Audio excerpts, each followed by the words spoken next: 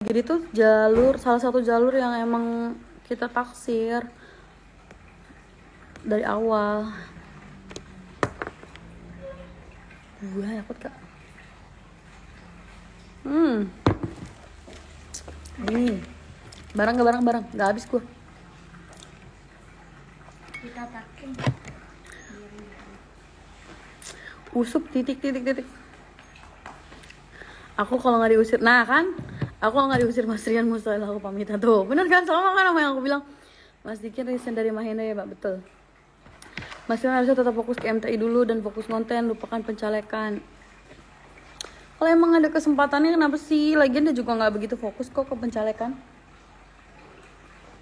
Cuman yang namanya orang udah dicalonkan, dikasih kepercayaan, kalau nggak ngikut-ngikut rapat gitu, terkesan kayak tidak menghargai orang yang udah support gitu. Jadi Mas Rian tuh harus membelah diri menjadi amoeba, harus membelah diri, membagi tugasnya kemana, ke keluarganya, ke kerjaannya, ke pencalonannya, ke hubungannya dengan investor gitu.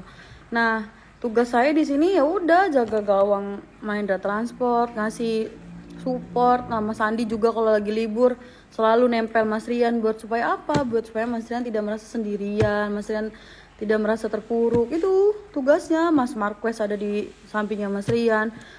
Ya itu semua itu tujuannya supaya bikin mental dia tuh tetap kuat, karena yang namanya manusia diterpa ujian berkali-kali bertubi-tubi. Mana ada sih nggak capek?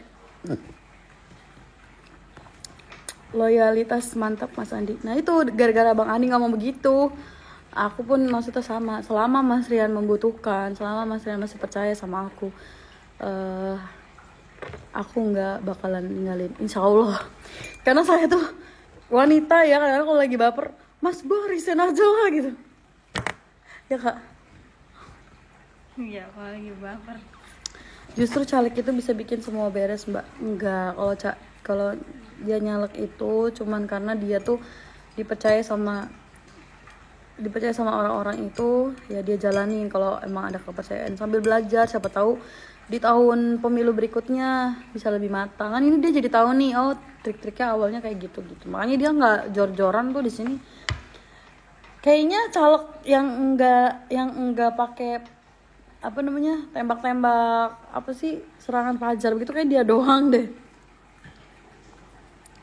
Hormat suhu. Jalur Wonosobo nggak taksir kah? Taksir. Jadi kan ada 5 jalur ya.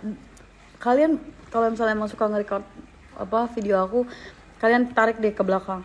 Aku tuh sering banget bilang, jadi kita tuh ada beberapa jalur yang emang ditaksir.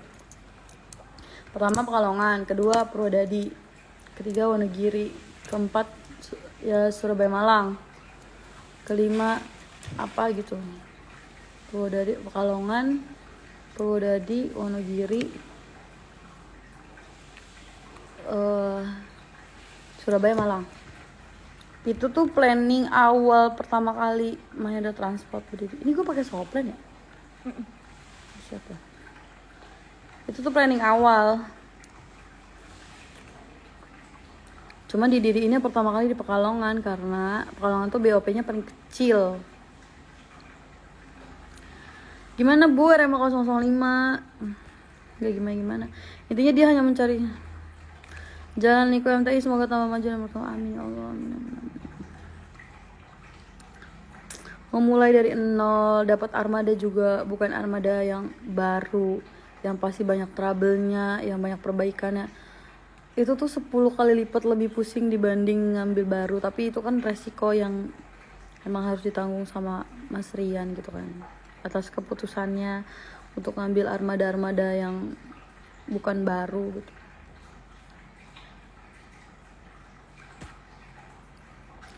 MTI pantang mundur, mau buka jalur aja bikin geger dulu. Dari tahun 2010 aku ikut Mas Rian sampai sekarang. Kalau aku belum diusir mustahil aku pamitan. Kemarin hari Jumat balik arah Jawa, bisa-bisanya molor sampai jam 9 di Grogol, jam 11 masih di kilometer 57. Bisa solar pun 1 jam. Kemarin hari Jumat balik arah Jawa, bisa-bisanya molor sampai jam 9 di Grogol, jam 11-an masih di kilometer 57. Isi solar pun 1 jam antri, tolong diperbaiki Bu. Siap, terima kasih Mas. laporannya. Nanti kita perbaiki. Marco top partner. Terus support Mas Rian, Mbak. Pohon semakin tinggi, angin semakin besar. Ya. Bahkan tim yang sekarang